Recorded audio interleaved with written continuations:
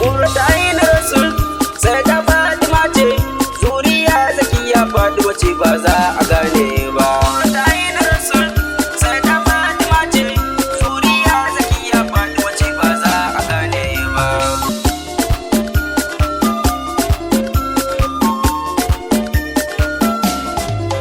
Ya adin samadin Allah ka kulli shay'in, mai makarin Madina ta Allah ka ishi duka alam. Da ikon ka ne wata ran kolo zai zama malam, subhanaka Allah kai ɗaya ne ba wanne in ba kai ba. Sai ta faɗi mace. Ka yi ruwan salati kai wa mijin su mai rada Allah, sa'adil aba ijinin 'ya'yan Sarawu Batula. Da dukkan sabbin sun fi Muhammad Babila, samun shin raba saboda isar su kai nufin yar babba. Sai ta faɗi mata.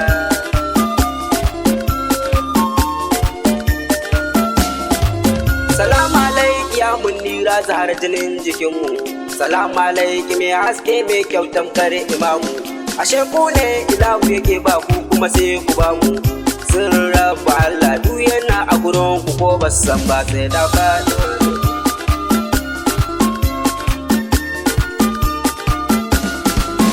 Ya Ainul Muhammad ba tamkar kyaka ba halitta, zo ka ji wacce Allah ne ya zama waliyinta. Shi ya daura wuranta a saman sama kaji sarta, inda akwai kabarta zo ka faɗan ba za a samu ba babu irin batulu.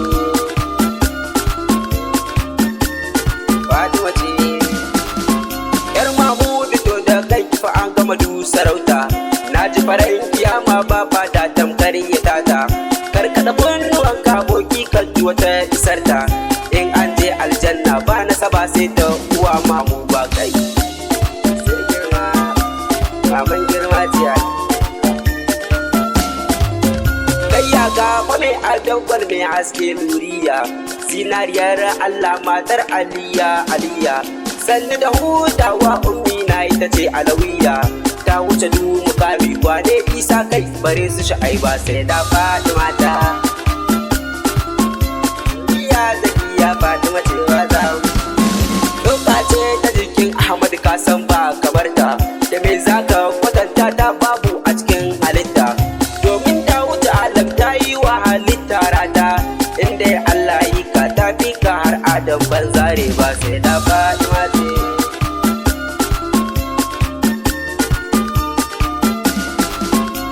Ce ta maye masa uwa wayo zara mama, idan Mahmudi ya fi shi ta rarrashe shi na'ima. Shi ne da ya kira ta da uwa kuma ya ce na'ima, ka sani ka ji bawa Fatima dai baka isa gane ba. Sai da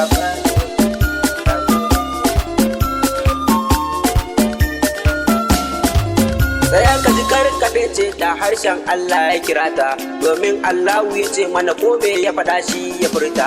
Sayyidina ta iyalla Ahmad yake karkamanta, Ahmad dumbar yake murke sirrin ba mu shirka. Sai da faɗi.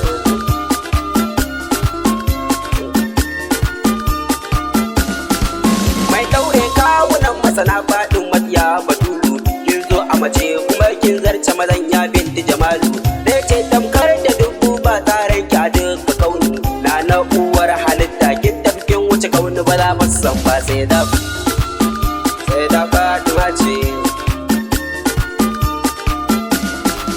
Salima da annabin ka sai ta masu rabar rabauta, ainihin lazamu zamiya in aka so ki sai a huta.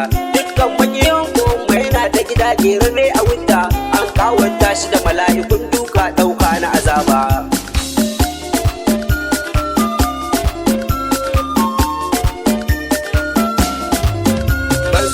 Badan lada ko dan aljanna ba binta, ban so ki badan tsoron wutar Allah mai sarauta.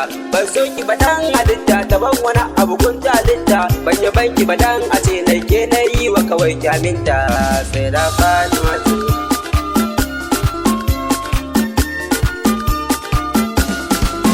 Masu isa kake ji in ba su ba fa wa ka gane, wallahi kowa ka riga in ba su ba fa hoto ne. baka gane to balle ma ya maka sirrin samu na ga ahlul abahi sai da Fatima.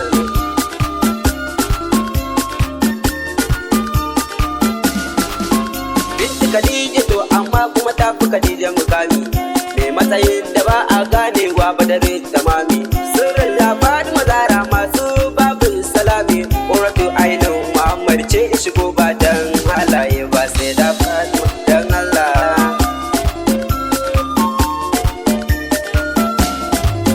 Ya kaji in da Rasul yake tashi ya tare ta dan girman ta kaja ba ilahu ya daura aurenta wacce ya aka yi wakan ne to a cikin halitta kai ya sa sai ba uwar girma wayo umma kamar ki ba ai ba sai da Fatima ta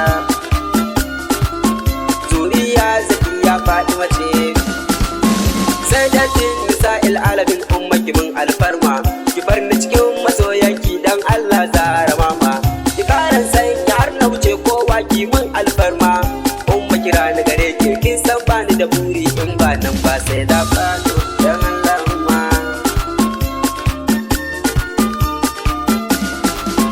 Wace ce uwa ta ni ke ce narka alawiya wace ce kwana ta Fatima haura insiya wai wace na rika ba na saki har ran kiyama ku furta Fatima ce banda kamar da wai ku ko ba ku san ba sai da Fatima ta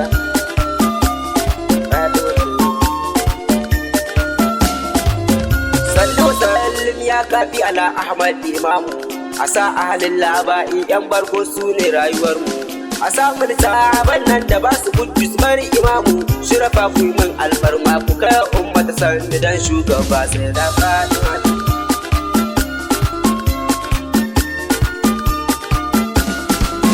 Qurratu Ainul Rasul sai da